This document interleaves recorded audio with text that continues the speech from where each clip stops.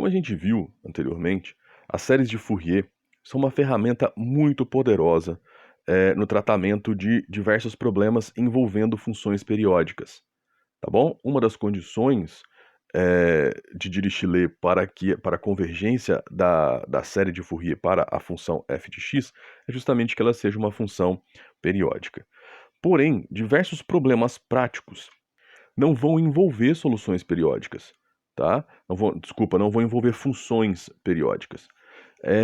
E seria interessante a gente ter uma forma mais geral, né, desse método das séries de Fourier, para que a gente consiga incluir funções que não são periódicas, tá bom?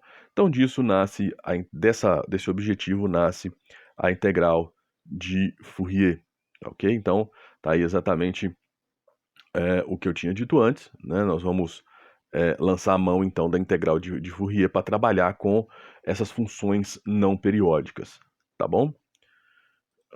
Então, a integral de Fourier de uma função f definida no intervalo de menos infinito até mais infinito, ou seja, a minha função está definida para todo o conjunto dos números reais.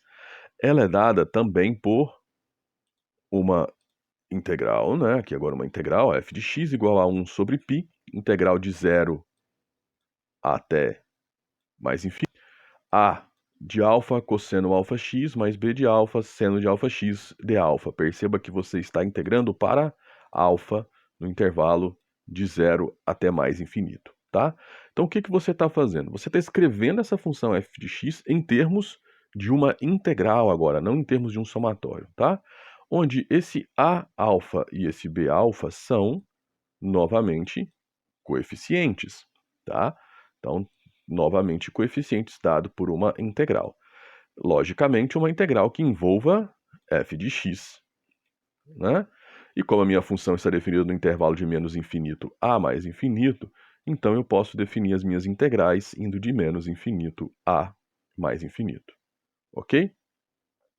Então, essa daqui é a nossa definição da integral de Fourier. Perceba que ela é basicamente uma forma de você generalizar a série de Fourier. Grosso modo é isso, tá? Existem muitas particularidades técnicas nisso que a gente faz, mas grosso modo seria isso, tá bom? Então agora, perceba que para que a gente defina essa expansão da minha função f de x em termos de uma integral, eu não necessariamente preciso que essa minha função seja periódica, tá? Então agora eu não preciso que ela seja periódica. As questões que nascem essa função ela está sendo expandida por uma integral imprópria, né? Você tem aqui uma função indo de 0 até infinito, tá? É uma integração imprópria. A questão que nasce é quais as condições de convergência? Porque essa integral, ela pode divergir, né? Ela pode nem existir essa integral. A pergunta é quando eu posso garantir de fato essa convergência, tá? Logicamente, a convergência considerando esses coeficientes, tá bom? Então, essa é a primeira pergunta que surge. Bom, então agora nós temos que responder essa pergunta. Quais são as condições de convergência da integral de Fourier? A primeira coisa que você vai ter que observar é o seguinte. A sua função f de x, que está definida de menos infinito a mais infinito, ela vai ter que ser contínua por partes em cada intervalo finito, tá? O que isso significa para nós? Significa que a cada intervalo de menos a até a, ou seja, um intervalo centrado no zero, tá? Você tenha um conjunto finito, vamos colocar assim para ficar mais simples, um conjunto finito de descontinuidades, tá bom? Além disso, ela vai ter as derivadas à direita e à esquerda, né, em cada ponto. O que isso significa?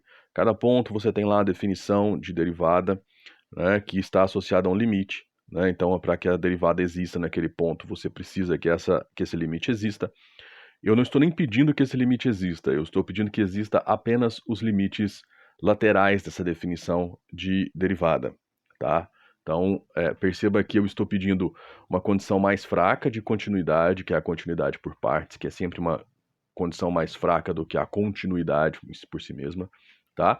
E eu estou pedindo que as derivadas laterais existam, tá? Eu não estou nem pedindo que a derivada em cada ponto exista, eu estou pedindo que as derivadas laterais em cada ponto existam, tá? Então são condições mais fracas tanto de continuidade quanto de diferenciabilidade, tá bom? E, além disso, eu preciso que essa integral exista, tá? Então eu preciso que a integral do módulo de f de x de menos infinito até mais infinito exista, ok? Então, se essas três condições forem satisfeitas, a minha função vai ser representada por uma integral de Fourier naquelas condições para o nosso A-alfa e o nosso B-alfa, tá bom?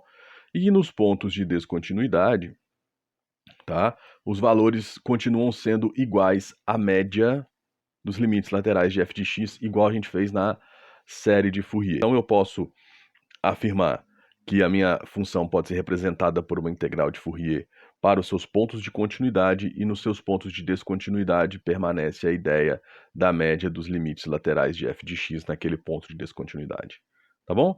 Então, condições de convergência aí relativamente parecidas com as condições de Dirichlet para séries de Fourier, tá bom? Vamos trabalhar com um exemplozinho aí, né, para a gente ilustrar um pouco de como a gente trabalha com a integral de Fourier. Então, dada aí uma função, você tem uma função f de x. Então, observe o seguinte, nós temos dois pontos de descontinuidade nesse caso, tá? Que vão ser os pontos -1 e 1, ok? Então, a minha função é contínua por partes. Muito facilmente você verifica que as derivadas laterais existem. Vou deixar isso como exercício para vocês. Então, eu vou poder escrever essa minha função f de x, né, como uma série, como uma integral de Fourier, tá bom? Então, o que nós temos? Nós começamos aí pelos nossos coeficientes, né? Vamos calcular o nosso A-alfa e o nosso B de alfa. Então, nós temos o nosso A de alfa e o nosso B de alfa, né? A de alfa integral de menos infinito a mais infinito de f de x vezes o cosseno de alfa x dx, ou seja, o alfa para você é uma constante, então você vai integrar para x, né? No nosso caso, nós vamos ter que nos preocupar apenas com a função variando de -1 a 1, porque fora desse intervalo ela é zero, ok? Então, nesse caso, você tem que o cosseno, você vai ter a integral do cosseno de alfa vezes x. Por quê? Porque no intervalo de -1 a 1, a sua função vale 1, ok? E muito facilmente você encontra essa integral por uma integração simples, que ela é 2 seno de alfa sobre alfa, tá bom? Se você for calcular agora o seu b de alfa, você vai encontrar que ele é zero. Usando a mesma técnica, você vai ter que se preocupar apenas com a integração de -1 a 1, seno de alfa vezes x dx, tá? Porque no restante dos intervalos nossa f de x vale zero, e nesse intervalo ela vale 1. Então aqui, né, basicamente você vai integrar o seno de alfa x menos 1 a 1 e você vai perceber que isso é zero. Bom, vamos lá. Você poderia ter já escrito que essa integral é zero, simplesmente por observar que essa função é uma função par, né? Essa função, ela é uma função par. Então, você tem aqui um intervalo de -1 a 1, a 1, né? Nesse intervalo, ela vai valer 1. No restante, ela vai valer 0. Então, perceba que você tem um espelhamento aqui, ó, com relação ao eixo y, né? Quando você tem esse espelhamento, a minha função é par. Minha função sendo par, então eu sei que a integral de uma função ímpar de -L a L vai me dar 0, tá? Por que essa função é ímpar? Porque eu estou pegando uma função par e multiplicando por uma função ímpar. Nesse intervalo aqui, né, você está restrito à função constante f de x igual a 1, né? Toda função constante é uma função par, por isso que dá 0. Então aqui também eu posso observar aquelas particularidades de função par e função ímpar. Sim, você vai poder usar, vai poder pensar nisso também, ok?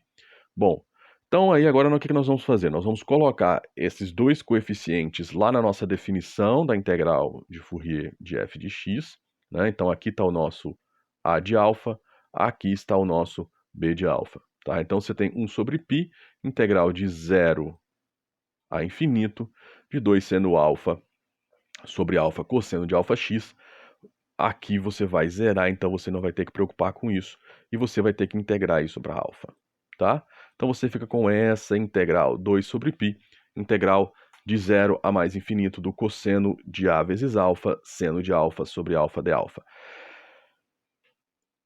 Você batendo o olho assim, você fala, essa integral dá para resolver, né?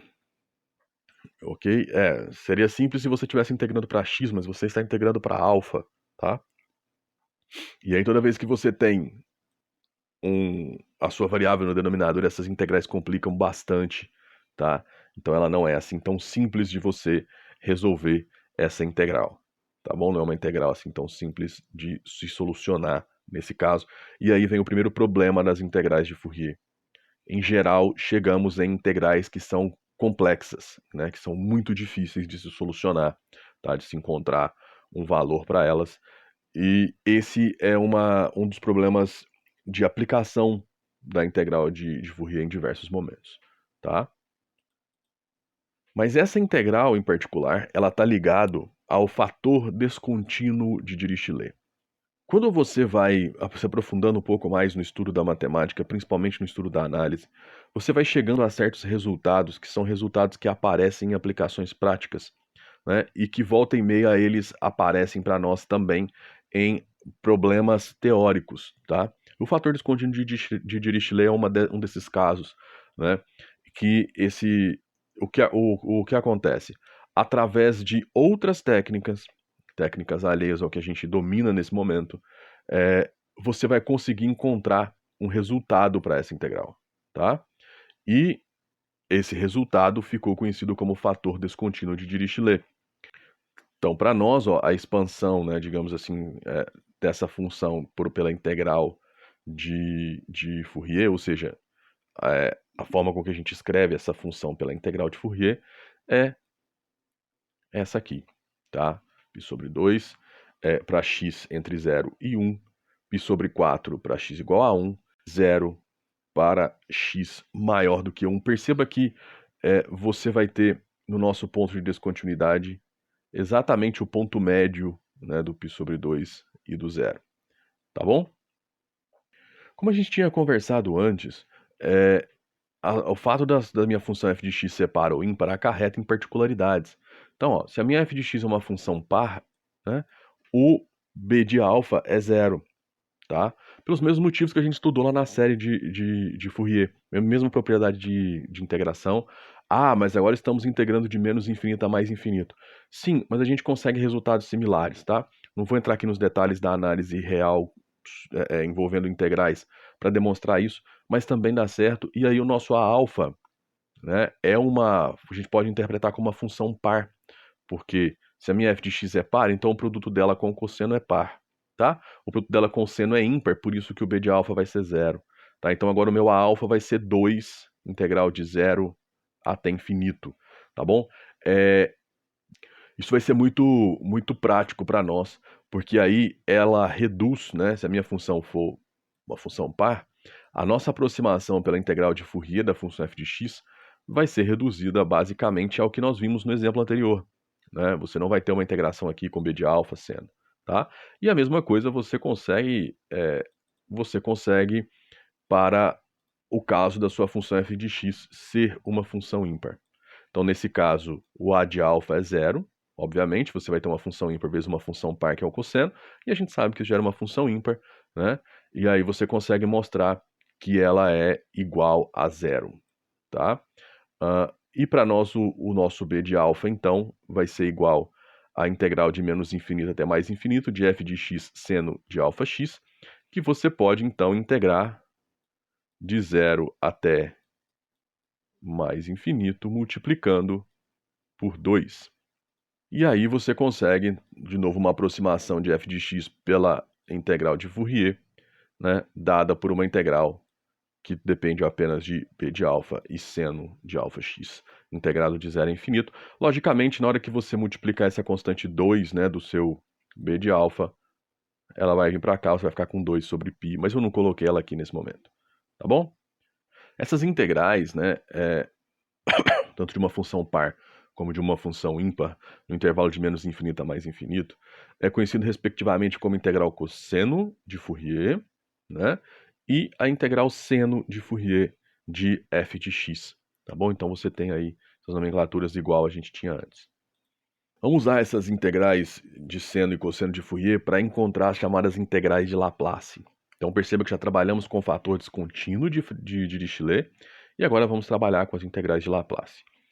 Queremos encontrar a integral de Fourier da função f de x igual a e elevado a menos k vezes x, quando o x é maior que zero, o k também é maior que zero, tá? E o f de menos x é igual ao f de x, tá bom? O que eu estou fazendo? Eu estou considerando que o x é maior que zero, então eu não estou definindo ele para valores negativos, tá? O k, para mim, interfere mais na lógica que eu vou usar, mas para mim, eu me preocupo muito com o x porque ela é a minha variável da função. E aí o que eu estou fazendo? Eu estou pegando ela como se ela fosse uma função par, tá? Então, você tem uma função espelhada com relação ao eixo x, tá bom? Então, a imagem do menos x vai ser igual à imagem do x, e aí eu vou gerar uma função par, ok? Então eu quero calcular a integral de Fourier dessa função, ou seja, a minha função é uma função par, o que significa que o meu b de alfa é zero, tá?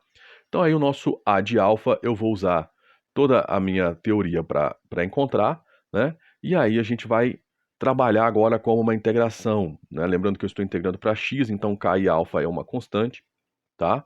Como a minha função é par, o meu a de alfa é 2 vezes a integral da f vezes o cosseno de zero a mais infinito, tá bom?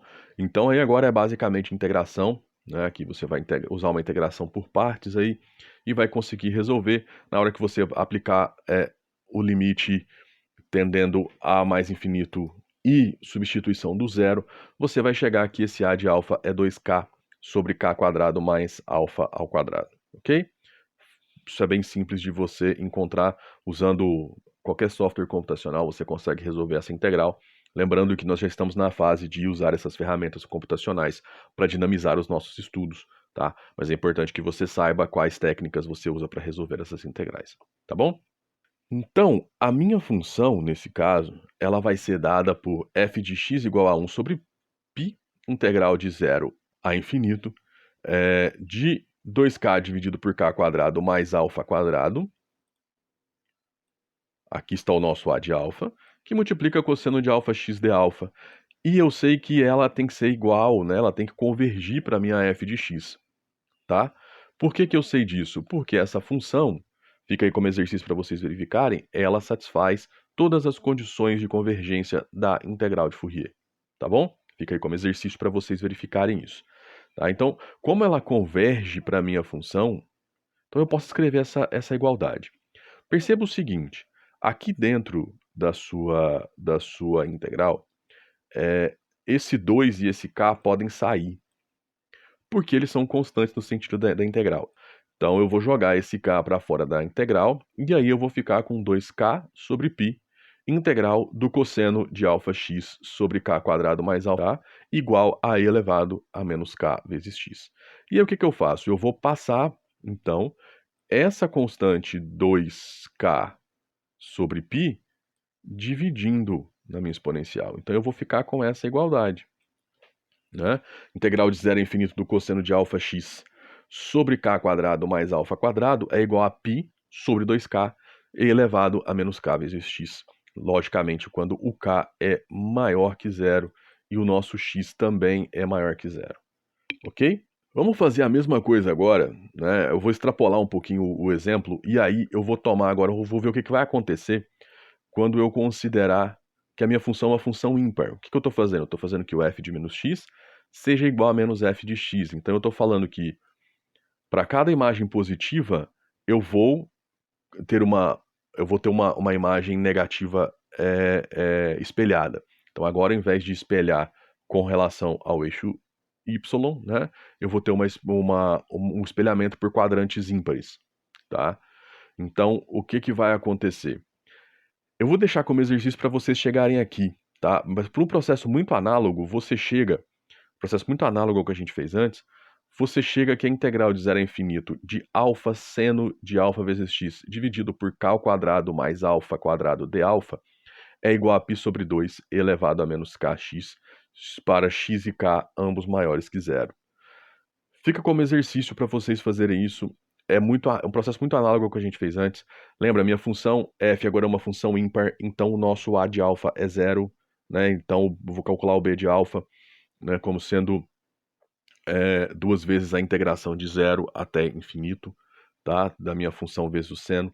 E aí eu vou substituir na minha fórmula da integral de Fourier, como a minha função converge para a integral de Fourier nesse caso, porque ela satisfaz as condições de convergência, então eu consigo chegar nessa relação.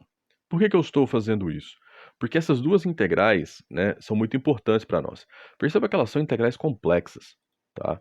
Perceba que resolver essas integrais são altamente complexas. Você tem polinômios no denominador, você tem monômio multiplicando função trigonométrica em ambos, e aqui em cima você tem uma função trigonométrica, tá? Perceba que são integrais complexas de se resolver por natureza. Encontrar primitivas dessas funções é complexo por natureza. Além disso, você está integrando de forma imprópria, o que torna tudo ainda mais complicado, tá? Então, o que você está me dizendo? Você usou a integral de Fourier para não só me dizer que essas integrais impróprias altamente complexas convergem, como foi dado um resultado para cada uma delas, tá? Essas integrais, elas são conhecidas na matemática como integrais de Laplace, tá bom? Quando nós falamos sobre séries de Fourier, nós usamos as expansões em meio intervalo como uma ferramenta para nos auxiliar a solucionar um problema de valor de contorno, que era a equação da onda unidimensional numa corda finita, ok? Aquele é um fenômeno de natureza periódica, então a série de Fourier se encaixa muito bem naquela solução, tá? Eu consigo estender essas técnicas de solução também para as integrais de Fourier. Só que as integrais de Fourier elas não são ferramentas assim tão poderosas no estudo dos problemas de valor de contorno. E a gente vai entender por que aí na hora que a gente terminar de aplicar a integral de Fourier num tipo específico de equação do calor, tá? Então nós vamos usar a integral de Fourier para resolver o problema do calor numa barra delgada semi-infinita, que tem temperatura inicial igual a f de x e cuja superfície está isolada. Tá bom?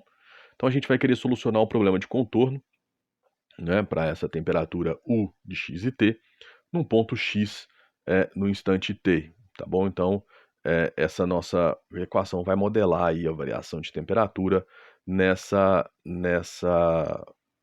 barra delgada semi-infinita. Ok? Bom, então o que nós queremos? Matematicamente, eu não vou entrar aqui nos méritos da interpretação do problema em termos físicos, porque esse não é nosso objetivo. O nosso objetivo é discutir aqui como que a gente vai trabalhar a integral de Fourier, né, para isso, e até por uma questão de tempo, né, para a gente otimizar o tempo para discussões matemáticas, que é o nosso objetivo, tá? Então o que nós queremos? Nós queremos resolver essa equação, tá? Então vamos lá, o que você tem? Você tem uma equação diferencial parcial homogênea, ou seja, ela é linear e igualada a zero, né? De segunda ordem, tá? Você tem aqui coeficientes constantes, né? Então nós temos aí algumas possibilidades. Por exemplo, nós podemos usar para tentar solucionar essa equação aquele método conhecido como método da separação das variáveis. A mesma coisa que a gente usou lá, né, para resolver a equação da onda. Perceba, se você acompanhou a nossa aula da equação da onda, que a gente usa a série de Fourier para solucionar, perceba que a série de Fourier ela só entra no final, né? Até a gente precisar usar o princípio da superposição para fazer a soma de todas aquelas soluções, o n de x de t, a gente não tinha falado ainda sobre séries de Fourier, tá? A gente vai falar da série de Fourier quando a gente vai aplicar as condições as condições iniciais, tá? Quando a gente trabalha lá com as condições de contorno, né, até a gente descobrir lá a nossa solução com aquele somatório de todas as UNs, a gente não usou a série de Fourier, a gente está usando técnicas de solução de equações diferenciais parciais. Aqui nós vamos proceder da mesma forma, tá? E como as equações têm uma natureza muito parecida, nós vamos aqui atacar o problema da mesma maneira, só atentando para o seguinte: lá naquele caso, nós tínhamos a variável x entre 0 e L, ok? Aqui o nosso x é sempre maior que zero, tá? T maior que zero. E nós temos como condição inicial u de x e zero igual a uma f de x, tá? E como condição de contorno, u de 0 e t igual a zero, tá bom? Então o que isso quer dizer? Que a minha barra está isolada em uma das extremidades. Tudo bem? Então a gente quer estudar aí a condução do calor nessa barra. Bom, então, como eu disse antes, nós vamos atacar esse problema usando o método da separação das variáveis. Bom, eu não vou entrar aqui nos méritos aqui né, de como você chega usando o método da separação das variáveis nessa solução, tá? Mas você vai usar o mesmo modelo que a gente seguiu lá na equação da onda, sem aplicar as condições de contorno, tá?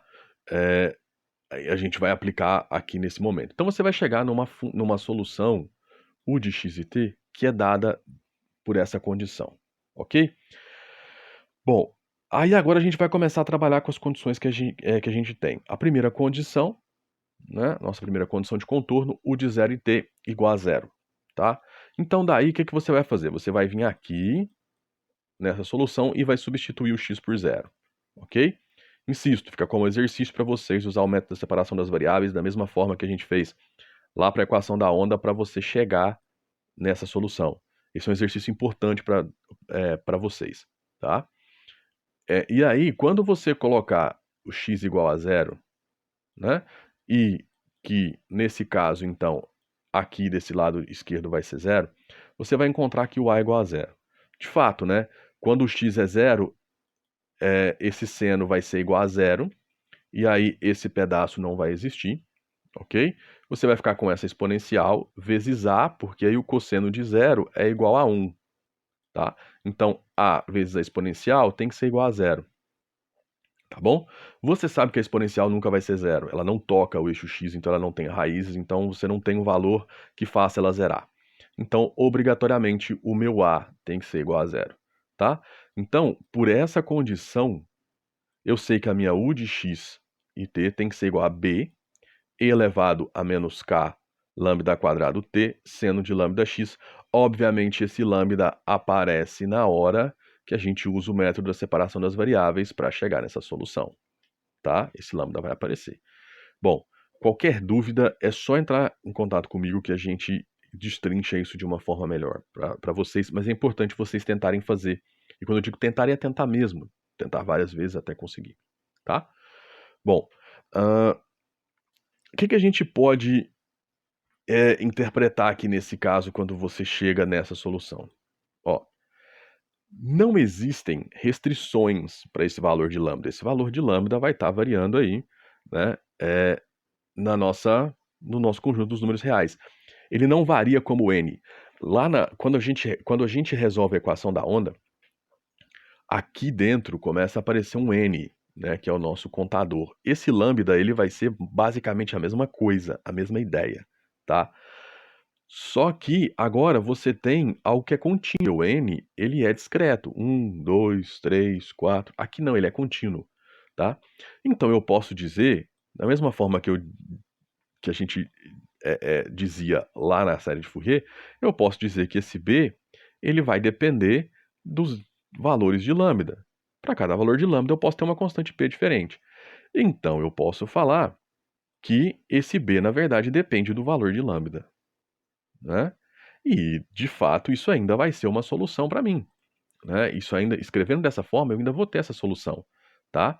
E aí o que acontece? Antes da gente falar sobre o que está no outro slide, o que acontece?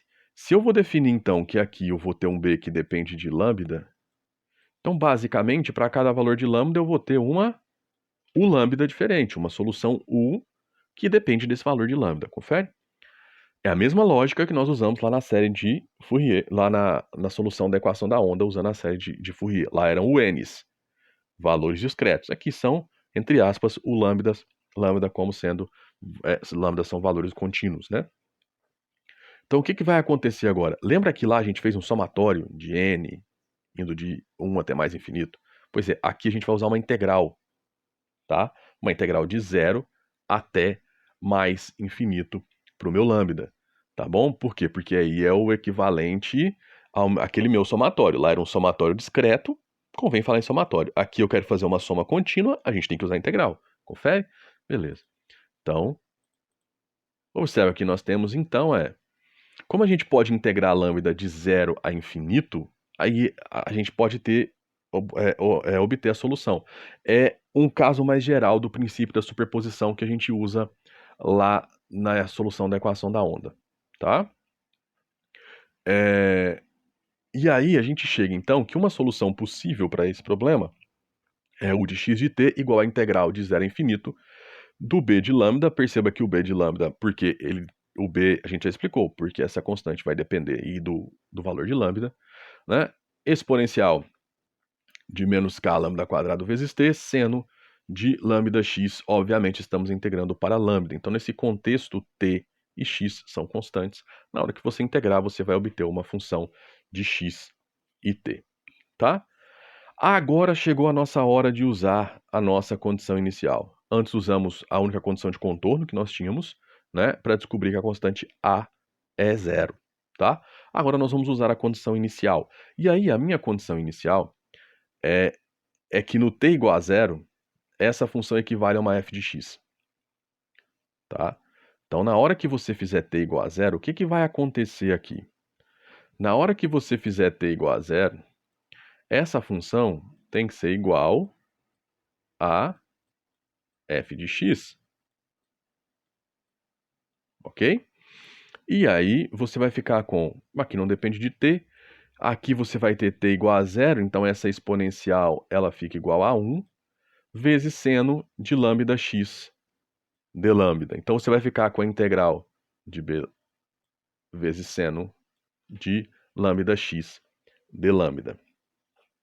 O que significa isso? Significa então que a nossa f de x, que é a nossa condição inicial, é, na verdade, uma função que pode ser dada com uma expansão em série, uma expansão em integral de Fourier, tá bom?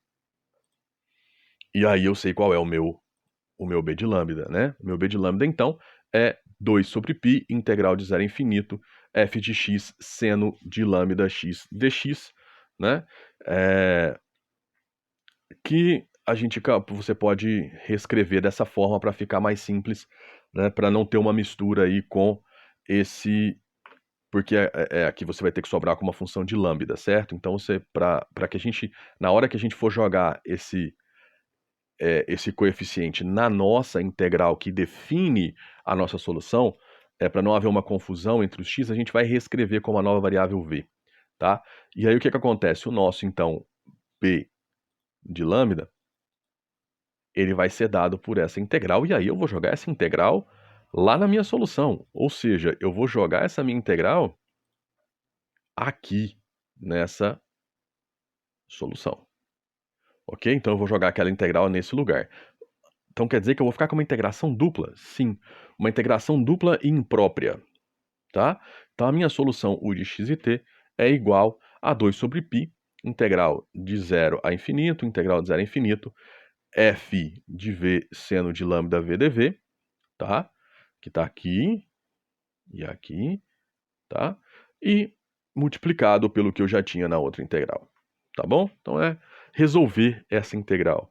Tá? Como que eu resolvo integral dupla imprópria? Bom, a gente tem um artigo aí no site sobre integração dupla imprópria, tá? Eu vou deixar linkado aí para vocês, tá? Só que eu insisto o seguinte, no nosso artigo sobre integral de Fourier, eu resolvo esse problema como um exemplo, tá? E lá, eu estendo um pouco mais. Eu não vou avançar agora por uma questão de tempo, por uma questão de objetividade. Mas lá eu avanço um pouco mais e eu reduzo essa solução, né, para uma solução, para uma integração simples, que vai depender basicamente de V aí usando propriedades de seno, propriedades de cosseno da soma, tá? Então, se você quer ver como que a gente refina mais esse resultado, é só seguir aí o nosso link da integral de Fourier que está aí embaixo, né? E lá no artigo, se eu não me engano, é o segundo exercício resolvido, tá? Eu estendo um pouco mais essa solução, ok?